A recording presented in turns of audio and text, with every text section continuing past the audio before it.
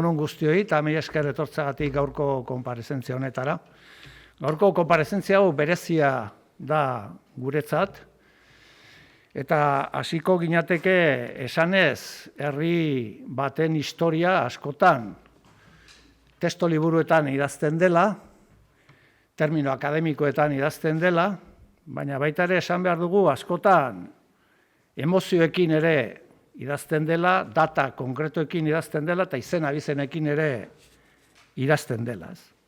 Eta zentzu horretan gaur gurekin daude hainbat lagunek, herri honen historian data zehatzekin lotuak daude, emozio zehatzekin lotuak daude, eta gertaera politiko zehatzekin lotuak daude. Gaur hemen hainbat eta hainbat senidekin konparezentzia hau egiten dugu, herri honen historia eta historia luze honetan protagonistak izan direlako. Beraz, badaude historia irakurtzeko modu ezberdinak, baina gu gaur hemen emoziotik, data zehatzetik eta nolabait ere gertaera politiko konkretuetatik egin nahi izan dugu konparezentzia hau. Urte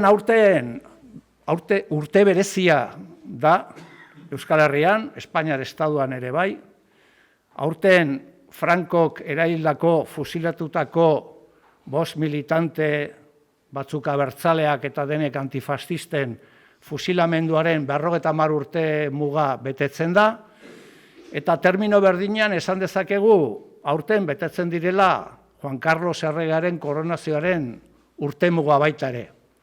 Fusilamenduak eta Frankok jarritako errege batek oso argi adierazten dute gure ustez transizioaren natura eta transizioaren proiektua. Dena lotua eta oso lotua utzi nahi izan zuen diktadoreak bere agurra egin zigun fusilatuz eta errege bat jarriz. Errege horrek gainera orain memorietan oso eskerrona adierazten dio Frankori. Orain dela 50 urte ere Franco hil egin zen, eta garearetan esan genuen, eta orain esaten dugu Franco hil zela, baina frankismoa etzela hil. Eta gaur lehen baieztapena egin nahi duguna, askotan esan duguna, berriz ere errepikatu nahi dugu.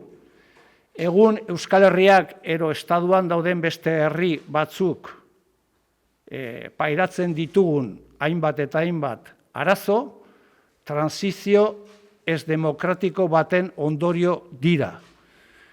Hau da, etzen eman hausdurarik frankismoarekin, eta horrek ekarri zuen nolabaiteko eredu juridiko eta politiko bat arazoak besterik ez dituenak ekarrik, ez bakarrik Euskal Herriarentzat, bai langilegoarentzat eta baita ere herri guztiarentzat.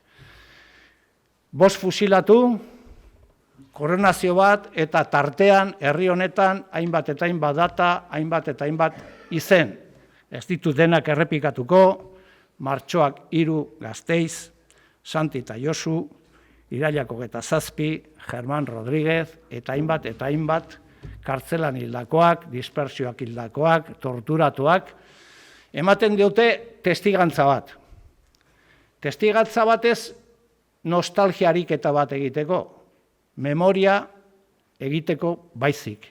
Eta zentzu horretan guretzat gaur, ohore bada guzti horiekin konpartitzea egiten ari garen, prentsaurreko hau egiten ari garen konparezentzia hau. Baina iraganari begira guk etorkizuna irudikatu egiten dugu. Zen eta iragana baduen herria bagara, termino askotan, baina gehien bat etorkizuna duen herri bat gara. Mugari gabeko etorkizuna nahi duen herri bat. Memoria daukagu, luzea, baina askoz ere luzeagoa daukagu etorkizuna eta askoz ere oparoagoa. Eta horrek ekarri gaitu honaino, momentu politiko konkretu honetara. Eta momentua aldarrikatzerakoan edo aztertzerakoan bi gauza esan nahi ditugu berriz ere. Egia da egoera oso korapilatsua bizi dugula, baina egoera korapilotsu eta zail guztietan badira aukerak eta badira arriskuak. Espainiar Estatuari dagokionez, Euskal Herria Bilduk osatzen duen eta hemen osatzen dugun bloke herritarra, esperantzaren blokea, etorkizunaren blokeak, bi gauza azpimarratzen ditu. Lehena, momentuz orain badago estatuan aukera leihoa bezala definitu dugun aukera historiko bat. Eta guk aukera hori profitatu nahi dugu ardura guztiarekin, gurea ere arduraren blokea delako, urratsak egiteko termino nazional eta sozialetan. Eta hori egingo dugu, hori egiten ari gara, eta horretan jarraituko dugu. Baina baita ere argi dago, ez bakarrik Euskal Herrian, ez bakarrik estatuan, baita estatu frantsesean ere bai, baita Europan ere, arrisku bizia badagoela. Fasismoaren arriskua, neofasismoaren arriskua, autoritarismoaren arriskua. Eta horri ere aurre egin behar zaio. Herri hau prestatu behar du bere burua, alde batetik termino positiboetan, alaietan, irrifartsu aurrera egiteko. Eta horretan gaude.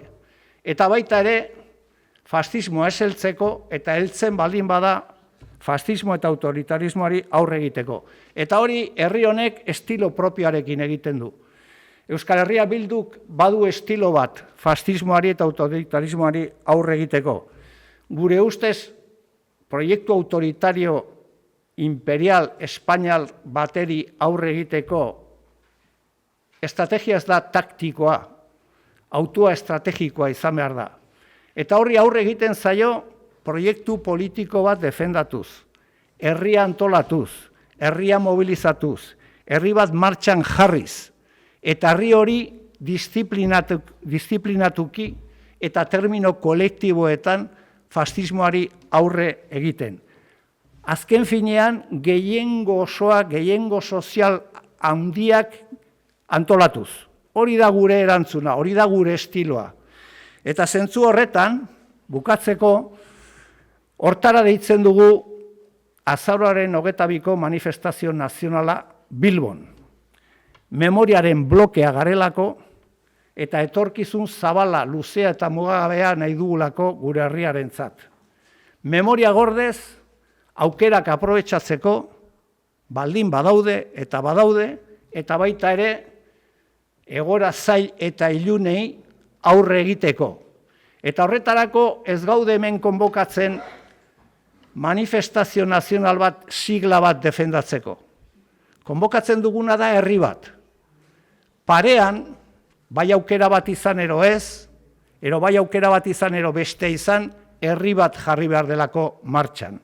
Eta zentzu horretan, dei egiten diogu Euskal Herritar guztiei, datorren azaroaren 22an gurekin batera, Bilbon egoteko, eta berriz ere frogatzeko herri hau martxan dagoen herri bat dela, etorkizuna irabazteko.